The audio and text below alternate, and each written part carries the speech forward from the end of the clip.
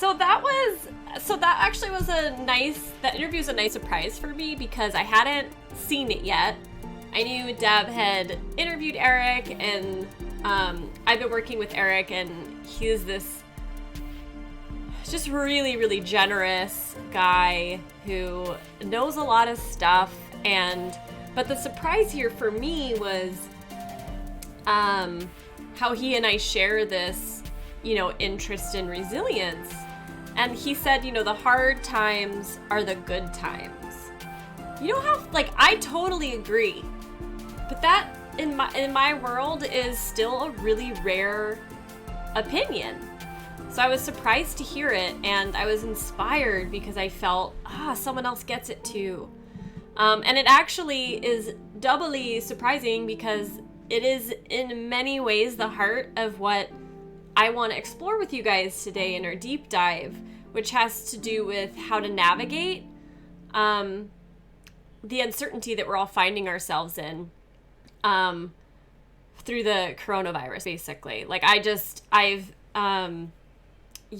Basically since last weekend, I think very understandably have been experiencing fear around what we're all going through. And I've been experiencing a lot of, I think, sadness. I'm sadness or grief around, right? It's totally crazy around the magnitude of suffering that's happening now because of it, and that I think is going to happen because of it. Right, that's right, Dernet Sir Philip. That's totally. Do you like how I just scooted through your name? Yeah, exactly. And that is the fear sentence. What if? So yeah, it's not a whole lot of people. They're expecting the numbers to increase, and exactly. And we all care about people who are, either they're our parents or whoever that we care about that are more of the vulnerable population. So we're all connected to it, and we're all experiencing it in one way or another. And I have a really good friend right now who is, young, but has really bad lungs from, being born premature and just breathing treatments that didn't work, but maybe made it worse. So I think of her, right? She's in and out of the hospital multiple times a month for breathing treatments. And I think about her and if she got it, right? So there's we all are connected to the scope of this thing. And it's hard. Right, exactly. Yeah, Darren, it affects us personally too. For sure. Yeah, I have asthma, so it's not it's not serious, but it does affect my fear level and my judgment about traveling and all that kind of stuff. So we're faced with uncertain times, and in truth, we always are, right? There's always more that we can't control than we can. It's just, for me, coronavirus is reminding me of this, and I've been experiencing I definitely have felt fearful, but I've really been experiencing a lot of sadness for just the scope of, I think, the suffering that people are going through and might be going through. So I've been just, whenever I'm experiencing uncomfortable emotions, I want to be okay, how do I get happy again? How can I not be afraid? And yet I also am trying to be present, to just not trying to change them, right? But to know that there's something to learn from them, something that, will make us stronger or whatever by leaning into them and going through them. So, so when I heard Eric say the hard times are the good times, it's just man, it's so true. And it's gotta be true. We have the power to choose our reaction to whatever is happening in our worlds. And at times like this, we're challenged to remember those things. It's the upside downness of it. Yeah. Learn how to be clean. Yeah, seriously. Seriously, we all need to wash our hands more. I agree. I'm like, it's so hard for me. They're like, clean your hands and don't touch your face. Like, I can't not touch my face. I do it all the time. Ah! Ah! Ugh.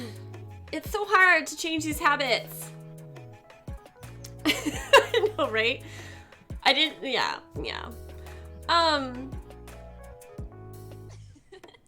So I did it again. So, okay, fuck it. I'm gonna be doing it. So there's something, so I just have been really curious.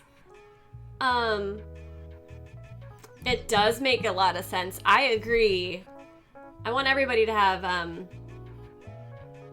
universal health care. Yeah, I agree. See, that's the thing. There's a lot to learn, right? A lot to learn. I would love if we didn't have to, like, go through crisis to learn things. And sometimes we don't. But if I even look at myself, yeah, usually it's crisis that teaches me. So, man, I wish human beings weren't like that. But so far, it looks like we are. So yeah, I've just been curious about the emotional space I find myself in. I was like, if I'm feeling this way, I'm probably not the only one. And because the whole purpose of me being on Twitch is to, encourage a community where we're okay to talk about this kind of stuff, whether it's our mental health, whether it's like chronic illness, whether it's the stuff that's going really well in our lives, the whole experience of being alive. I want us to like have a place that we can come to and just talk about. And know that it's like a supportive community. So I try to own my own story and just be authentic about it with you guys. And it often informs what we do a deep dive about. So today is no exception to that. I want to start this question about how do we navigate like difficult times or navigate these moments when we realize, oh shit, like I actually don't control much in my life, right? Like that is a hard thing to come face to face with. And it can trigger a lot of fear and the ramifications of fear and sadness. So I wanted to start this by a short video from the Daily Stoic, which you guys know I'm a fan of.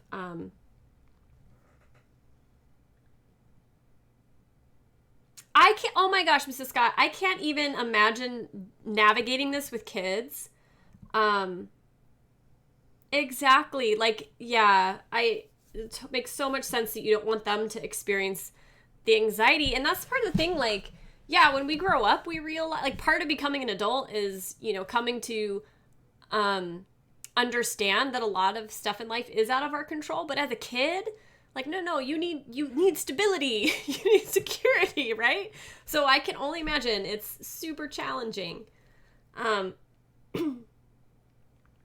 Yeah. Yeah, and I was just hearing about all kinds of, parents, like, who have to go to work, but school's canceled, and they can't afford daycare. It's like, what are people gonna do? Like, it's just, and everywhere you turn, everybody's in this, in the mess. And so I guess, like, the part of what inspires me about this is that it's a reminder of our shared humanity. It's a reminder that we're all, like, our emotional experiences are reflected back and forth between each other. We all experience it. And we're all in it together, right? Like, none of us are not affected by this. Yeah.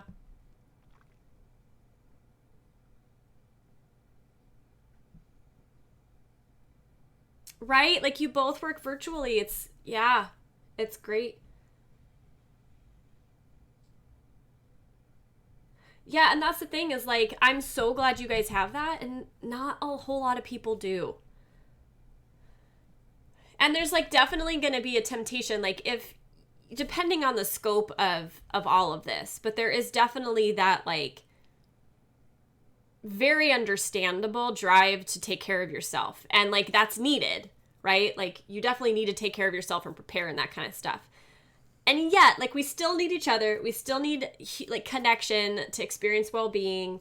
And there's still lots of opportunities to like support one another and like help your neighbor out, right? So it's interesting. The times are going to bring out, you know, the challenging times are when we can become unstoppable or get stopped, right?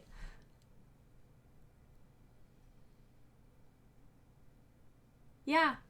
Yeah, dismaying. Yeah. Yeah, so that's exactly it. Like, so all of the things you guys are sharing, like, these are the things that I was like, I'm sad. I'm really sad about what this means for people. And I like, yeah. So I'm glad we can just talk about it and hold space for it, and, you know, be in whatever emotions this brings up for us, whether that's sadness, fear, anger, happiness. I don't know, right? Oh, I'm glad you had a good Costco experience. My mom went and it was like the apocalypse. So I'm really glad you had that. Yeah. Okay, so I want to start with a clip from the Daily Stoic.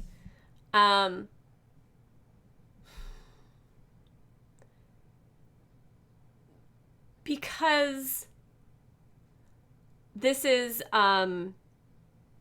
what do I want to say about it? There's wisdom in what we're about to watch, and it's like basically a very straightforward tool we can use to navigate the stuff we can't control, the chaos, the whatever, right?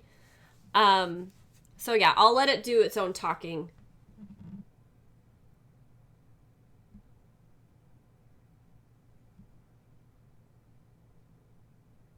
Yeah, I agree, SS. It is hard. And also it sounds like we also have a lot to be grateful for.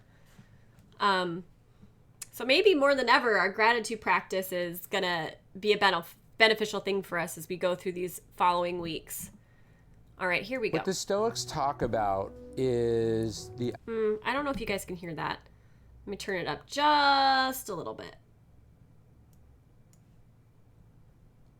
idea of loving what happens. Marcus Aurelius says that what you throw on top of a fire is fuel for the fire. So what you want to cultivate, what you have to practice, you have to almost repeat it like a mantra to yourself, is the practice of loving everything that happens. Not just accepting it, not just tolerating it, but leaning into it, going, this is for me, I chose this, I want it this way, and it's the best fucking thing that ever happened to me. When the computer eats the manuscript you've been working on, you say, amor fati, I love it. When you're stuck in traffic, you say, amor fati, I love it. When you're criticized on Twitter, when your boss calls you out, you say, amor fati, I love it, I'm gonna be better for this having happened to me. When you're hungry, you say, I love it, I'm alive, I feel this, I'm gonna make the most of it. You say, amor fati. When you lose someone you love, it might seem crazy to say amor fati, but no amount of anger, no amount of resentment, no amount of sadness brings them back. So you take what you can from this. That's what amor fati is. You use it as fuel, you become better from it, you become improved by it. You have cancer, you're disabled, you're white or black, you're short or tall, you're rich or poor. Amor fati, I'm gonna make the most of it. I'm not gonna let this stop me. I'm gonna be better for this having happened. When Thomas Edison's factory burned down, he finds his son is stunned, shell-shocked. That's how most people are when they face obstacles. But Edison grabbed him and he said, go get your mother and all her friends. They'll never see a fire like this again. That's what amor fati is. I'm gonna use this. And he rebuilds that factory. He tells a reporter the next day, this is gonna prevent me from getting bored. This is gonna be the next act of my life. And that's what he did. He rebuilt. He didn't whine, he didn't complain, he didn't point the finger. He just moved on and he just kept going. And that's what we have to do with every obstacle that we face. Whatever it is, big or small, fair or unfair, chosen or tragic. We say amor fati. Love it all. Use it as fuel. become better for this having happened. And that's a formula for human greatness. It's the only way that we should go through the world, because it's the only way that turns the bad things in life into good things. What? Okay. So there's so much I love about that. So yeah, this idea of amor fati as a mantra we can use to practice non-judgment when things happen, when obstacles come up. Because what happens when we take like an adversity and then we judge it and label it as good or bad, that's when the story gets created, right? And we get attached and our ego gets strengthened and we experience all the emotions that come out of whatever the story is that we're creating in ourselves. So there's this like, it's so hard for me to explain this concept, which is why I like the video, but there is this like thing we can cultivate in ourselves for like absolute passion, where we love everything equally, right? So which basically means that we end up cultivating love for the hard stuff, because that's really what we don't like, right? So that's why I think amor fati is just super, super helpful. It's a tool that can help us to cultivate a love for the stuff that we would never love otherwise.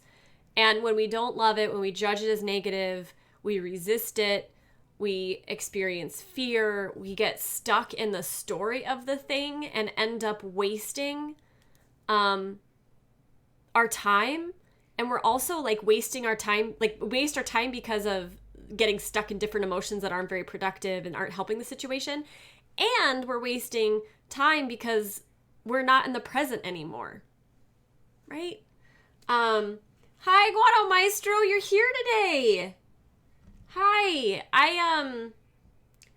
I saw your whisper and I responded. I haven't heard from you. I don't know like how timely I was on that whisper, because I'm terrible with that. So I'm so sorry if I didn't get back to you soon enough, but it is really nice to see you.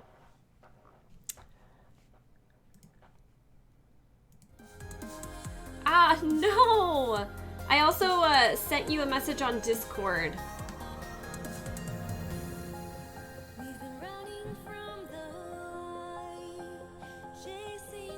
Yeah, I'm so sorry I didn't see that in a timely way.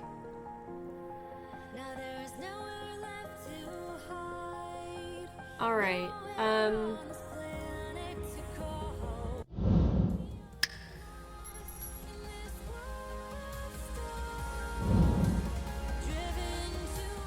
Okay, so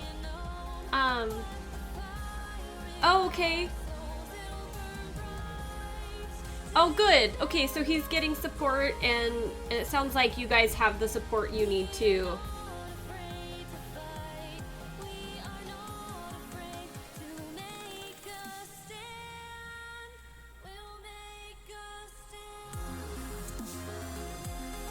Yeah. All right, I think I have the music up too loud for myself. So yeah, so when life changes and we're faced with uncertainty, fear is a really normal response, right? But when I really look at my fear, I think I also, so like there's like a part of it that's like an instinctual reaction to perceived threat, right? That's the normal response. And that's totally gonna happen to us each and every time we think that there's a threat, right? Like that's how we're built. Oh, Dare, yes. We're totally, that's so appropriate, and I will tie that in a little bit for sure. Yeah, there's so much wisdom out there coming from all different angles. It's really wonderful. But the other thing I think I do is I choose fear. And I think I choose fear because, oddly enough, it gives me a sense of control. It's kind of like if I'm afraid then there's a monster out there that I can fight, and then there's something I can maybe defeat to like make it all better. Right? So like by inventing a monster, all of a sudden it's something I can somehow control. But of course, most things are beyond my control, so this is a false sense.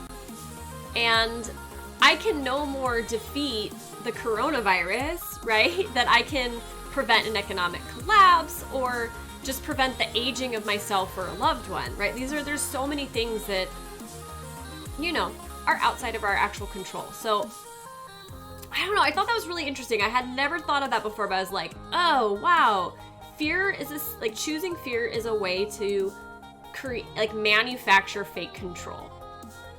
Isn't that interesting? Didn't know I did that. So I know I want to let go of my desire to control things. Because I know that that's like most of the time a futile effort. The only thing I can actually control is myself. And even then, it's just to the extent that I have the awareness and the skills to be able to exercise self-control, right? So like the things we can control are like this big, and the things we can't are massive. And that can be really freaking daunting. But so what I've been coming to learn from just my life and from the Stoics, and then from what Dara's saying about, you know, like meditation, saying sit with it, is that the only way to get out of this like destructive cycle of controlling things that we can't control is to surrender to the truth of non-control and somehow like be able to face the uncomfortable feelings that I would rather deny, avoid, run away from, or somehow control, right? So we have to go through vulnerability instead of around it. And I've said this many times, but this is true because we cannot selectively numb the unpleasant emotions.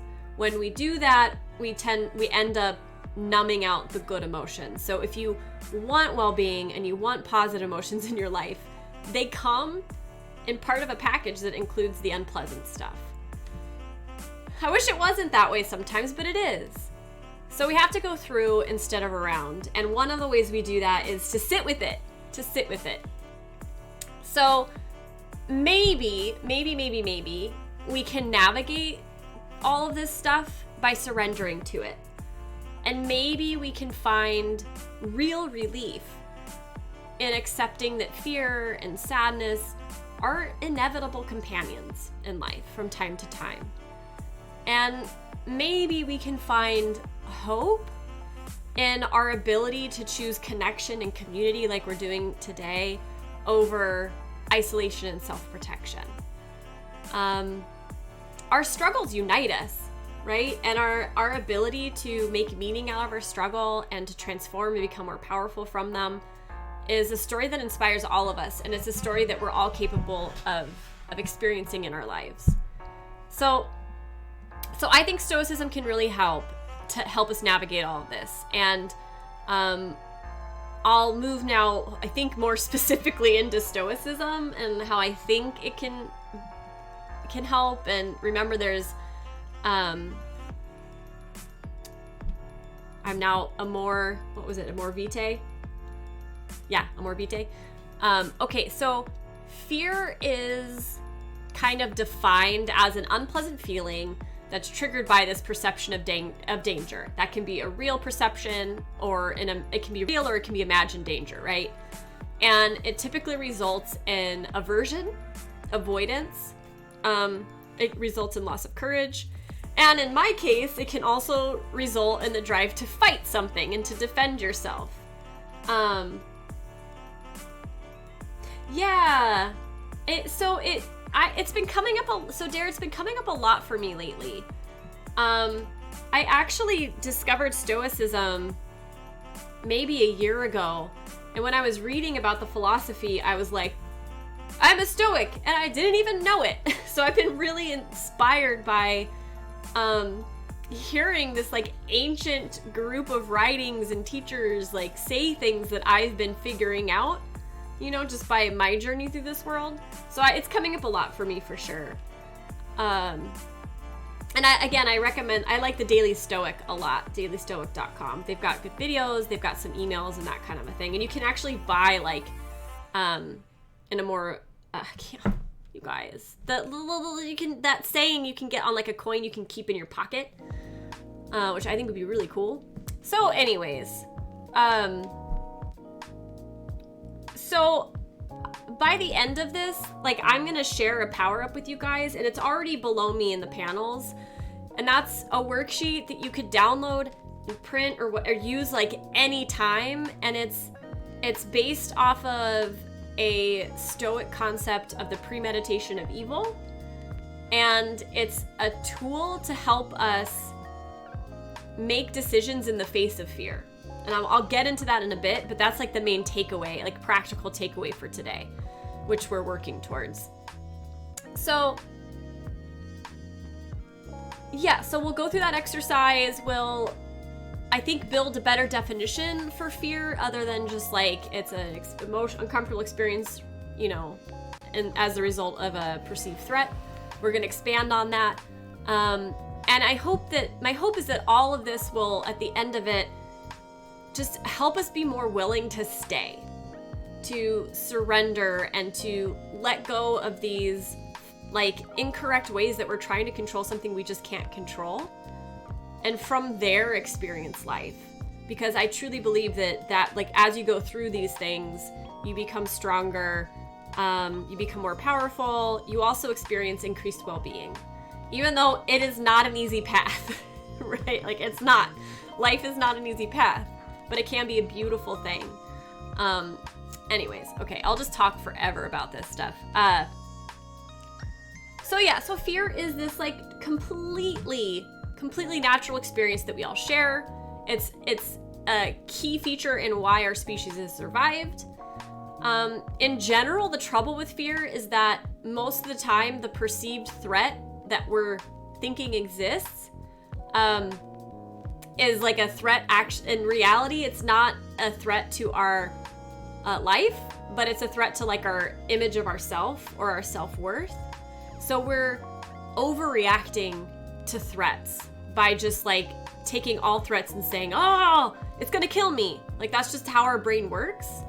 So we're often overreacting to fear. And then there's also the fears that we're not overreacting to, right? That they're out of our control, that there's some things that are inevitable in life. So there's a broad spectrum of fear. I am definitely not touching on like PTSD or anxiety disorders. I'm not qualified to do that. So I'm mostly talking about the run-of-the-mill fear that we all experience, and how we use that to get trapped in these like unhelpful cycles of control, right? Or these habits of controlling, and how we tend to run from the things that cause us to feel vulnerable. So like I said, we're doing this in part by looking through the eyes of fear as a Stoic. That made no sense, but I think you know what I meant.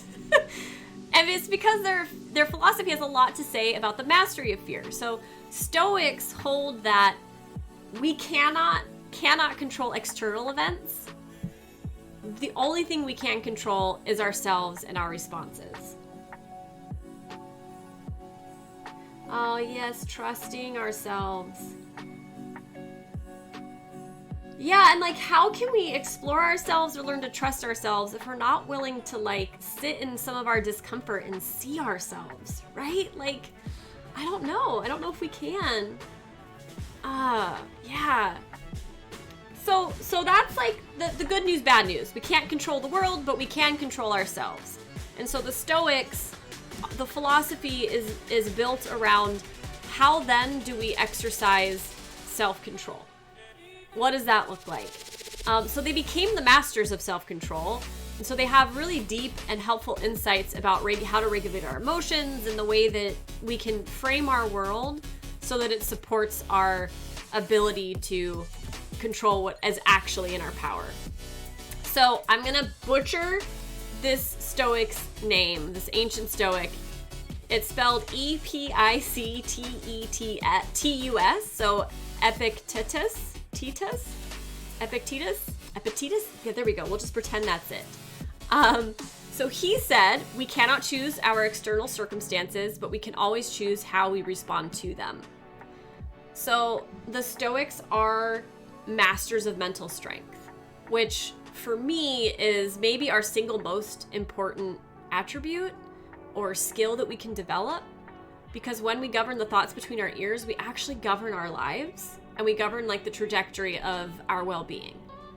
So it's a critical strength to responding to fear or working with our fear.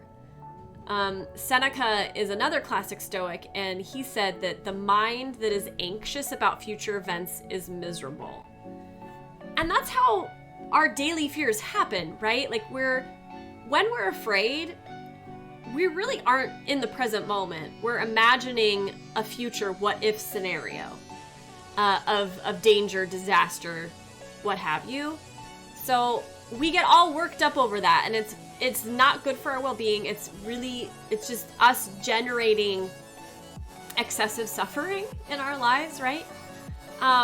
What I love about this idea from Seneca, that the mind that is anxious about future events is miserable, is that it clued in for me that the only thing we actually need bravery for is the present moment, right? Because really that's all we're ever actually experiencing. But our brains trick us into thinking we need bravery for the future. We don't. It's not here yet. It's just not here yet. So there's something in, like, by shifting our perspective to the here and now, that we gain more control of our fear and we actually empower ourselves, because we can approach scary things one moment at a time. And we can all be heroic for a moment, right? So that just feels super empowering to me. This idea that the only thing I need to be brave for is this present moment. That doesn't mean we don't make plans, right? And we don't try to measure realistic risks and act accordingly and prepare. So there is, future planning is important. It exists for a reason in our brains. And yet, for the vast majority of the time, remembering that the only thing you have to be brave for is the present moment can be a really powerful realization. There's a modern day Stoic named Jerzy Gregorek. He's a Polish immigrant. He's a bodybuilding champion. And he was basically saying the same thing that Eric was saying in the interview. He says that easy choices, hard life, hard choices, easy life. So I think he's right. So the hard choices, which are the scary decisions, the tough conversations, anytime we have to risk emotional vulnerability, right? They all lead us to what we actually need, right? What actually makes us fulfilled, gives us meaning. So even though like happiness isn't this, like, happiness is an emotion that comes and goes, right? So yes, we want a happier life, but we want a life of well-being, and that includes moments of happiness, but it's a common misconception that what we're trying to cultivate in life is just happiness. That's not possible. But a life of well-being, this good life, this easy life comes from hard choices. It comes from when we have those tough conversations, when we let intimacy happen between us and people we love, right? When we risk ourselves, that's when the stuff of meaning and fulfillment can happen. So when we hide, like we're choosing ease, like when we're trying to like hide by either controlling what we can't control or getting stuck in future thinking, like there's just the way we hide is infinite, right? Like I binge eat on junk food, right? All these things that we've talked about. When we do that, life is hard because we're not getting what we actually need. We're not getting the things that will give us meaning and fulfillment. Those things only come when we stay, when we sit in it, when we face it and move through it. So I have a question for you guys, and it's not one that you need to answer in chat unless you want to. It's more just one to, I think about, is like, when in your life have you chosen the easy path? And what do you think that might have cost you? I definitely choose the easy path in little ways all the time. All the time. Yeah, and I'm thinking of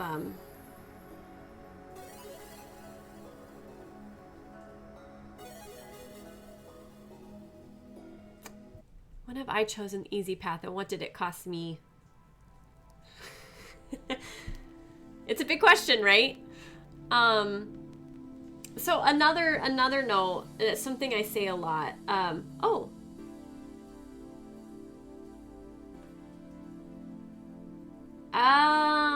Like when you basically like give up on yourself in little corner cutting ways. Yeah.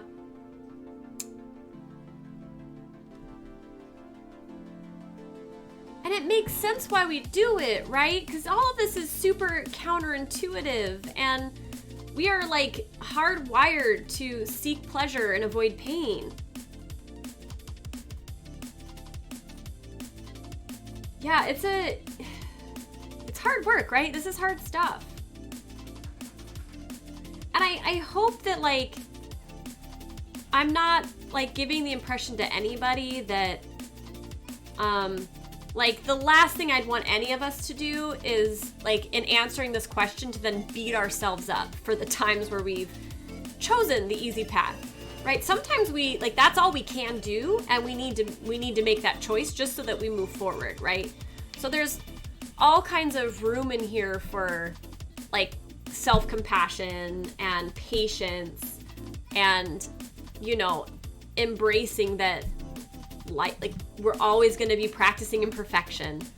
And we can still hold room for the costs, right, of choosing ease over hard, and all like just the mess that we're in, this beautiful, beautiful mess that we've all been given.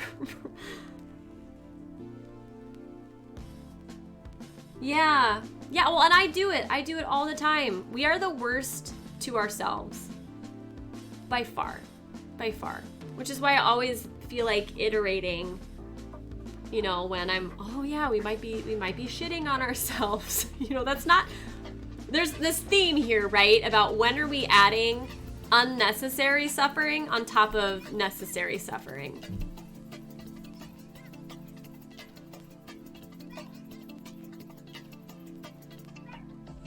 Yeah, so that's the beautiful thing, SS, about, yeah, exactly, as like fuel, like the video was saying. But that's the thing, like I think there's a quote here coming up, but like if we don't face adversity, like we're never gonna know what we're made of. And we're never gonna we're just gonna stop developing and stop growing. And that's part of the human condition, to grow and to change. So yeah, that's why the challenge matters and why it's this beautiful thing, and it can be an opportunity.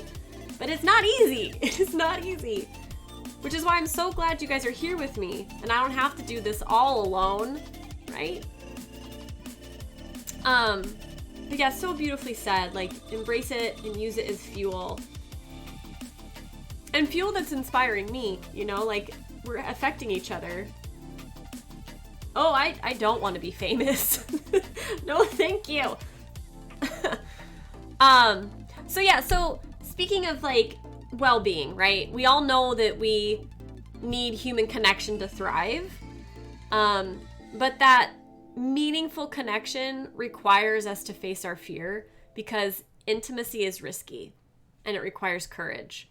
So Epicurus is another Stoic, and he said that you don't develop courage by being, this is exactly what we were talking about, SS. You don't develop courage by being happy in your relationships every day. You develop it by surviving difficult times and challenging adversity. You develop it by surviving difficult times and adversity. So courage is something that we get.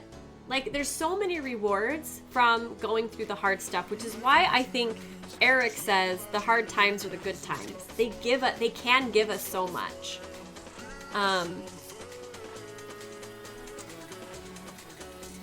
Yeah. Okay, so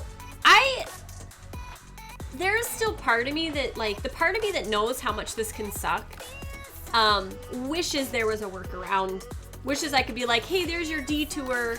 Just go around the corner, come back, and yeah, you'll never have adversity or challenge again. There'll never be anything outside of your control again, right? I wish.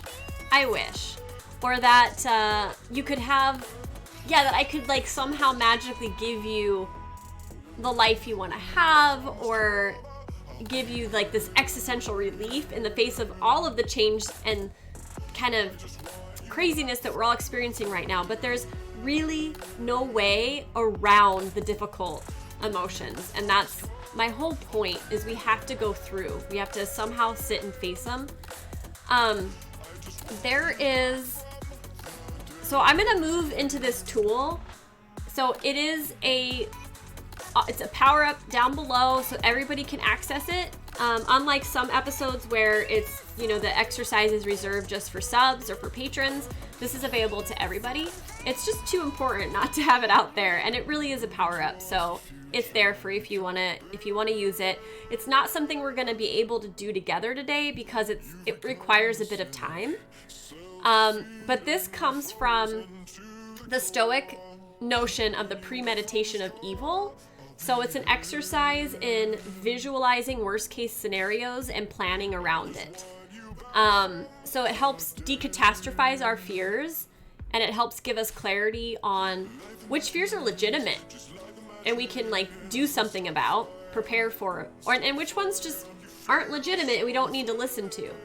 So this comes from a TED Talk of Tim Ferriss. And if you don't know Tim Ferriss, he is a very inspiring dude. He also lives in the world of mental health like we do. He has bipolar and talks and is open about talking about it, and his own, like, brushes with suicide and all that kind of stuff. So he has found that this tool also helps him navigate his own emotional life, which, because of his mental illness, is arguably much harder to navigate than most of us experience ourselves. So with that in mind, here's the exercise. So step 1 is that you're going to think of something you've been wanting to do, but you haven't done it yet because you're afraid.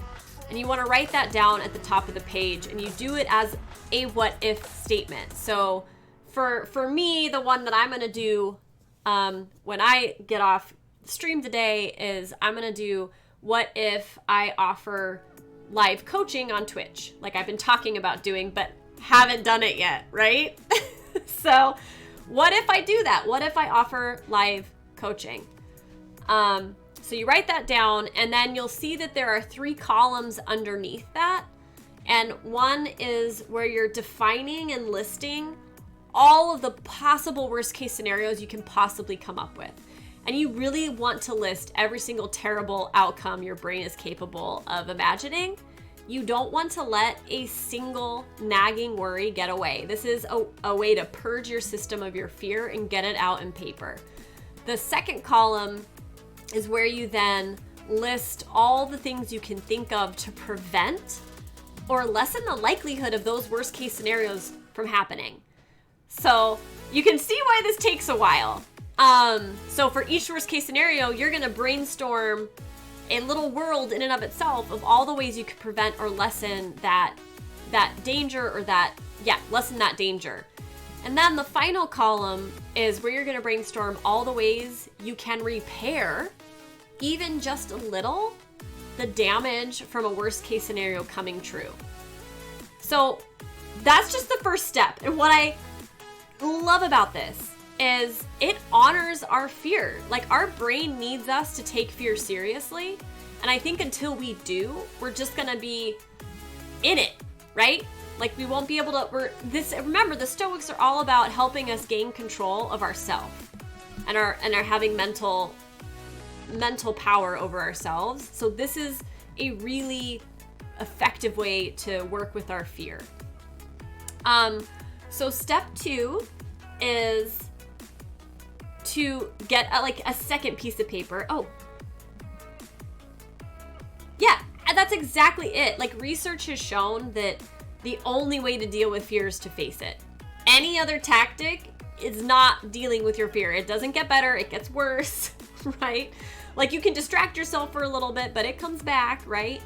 So yeah, absolutely. And this is a way that it the critical thinking we all need and yet have so much like blind spots to is provided in this exercise. So it kind of does the thinking, the rational thought for you, so you can just lean in and trust the process, which I appreciate. Because I don't trust myself to make good decisions on my own when it comes to fear. I don't. And I think there's a lot of reason not to. So the second step is that you want to take 5 to 10 minutes to list out all the possible benefits of an attempt or a partial success. So again, what I love about this exercise is that it's really conservative. We're looking at the worst possible outcomes and the benefits of a partial success. Not a wild success, but just a partial success. So I score high in optimism, and that's beneficial for well-being in many different ways, like we've talked about before. But one of the main downsides to optimism, and there are downsides, is that I underestimate risk. And that makes sense, right? Like if I'm thinking things are possible all the time and I think things are always going to get better, right? My cognitive bias is skewed towards what's possible, and I underestimate what is risky about trying things out. So I normally rely on pessimists in my life to give me that perspective because I know I can't trust myself around it. So this is a tool I can use when I don't have access to my favorite pessimists, right? Because it's built into, yeah, exactly, Scott. I knew you would speak up. And I've told you this, right? I'm like, dude, I need help. Like what am I not seeing here about the risk? So when I don't have you, this tool is here for me. And I think that's really cool. And it works for pessimists too. Like there are lots of biases in pessimism as well. And this tool is neutral. It's conservative, but it is neutral. So, or it's free of an ism, if that makes sense. So the final step is another 3 columns, and you're gonna look at all the costs of not doing it, all the costs of inaction. And so you want to think about all of the costs emotionally, physically, financially, whatever it is that you have to pay by not doing it, not doing the thing that scares you. And you want to break it down into a 6-month column, a 1-year column, and a 3-year column. You're going to put all of the costs into one of those columns. And if you go any further out in time, it really becomes too abstract and isn't too helpful. So that is the exercise, and it really does help us get our fear out of our head onto paper. It helps us face it, right? We're doing a constructive tool to work with it. And ultimately, it helps us determine if our fear is justified and should be listened to, or and when they aren't worthy of it, aren't worthy of our respect, it can give us perspective in order to move forward, right? And have courage where maybe we didn't have courage before. And when we are moving forward, we know all of the worst possible outcomes, and we have a plan in place for preventing them should any of them actually happen. I mean, that's pretty cool. So I guess to like end this part of today, I guess I just want to say that fear doesn't have to be defined in a way that robs us of our courage, and like leads us towards an action.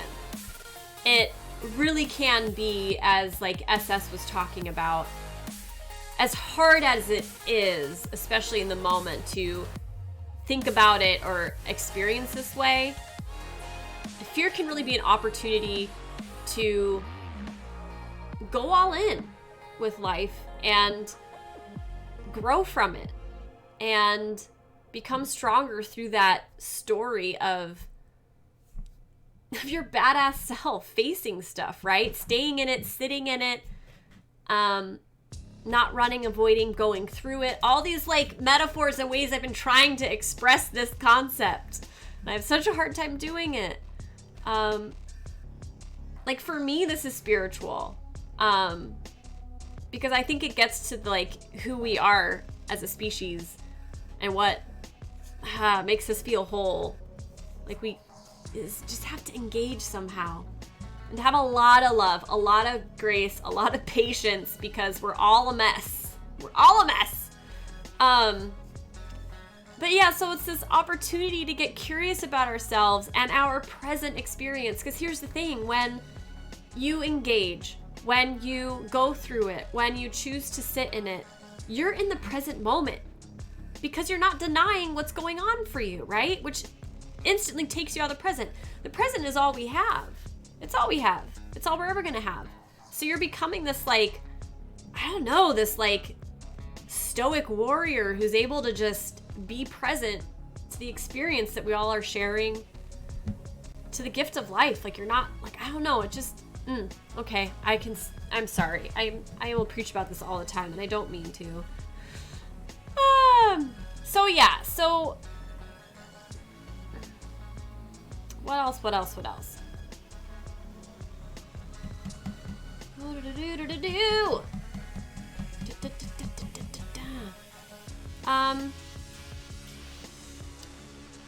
Yeah.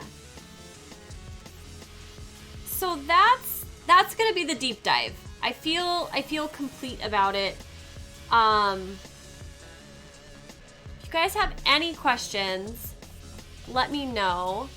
Yeah, and anytime you are, like, you notice that you're so welcome, Dare.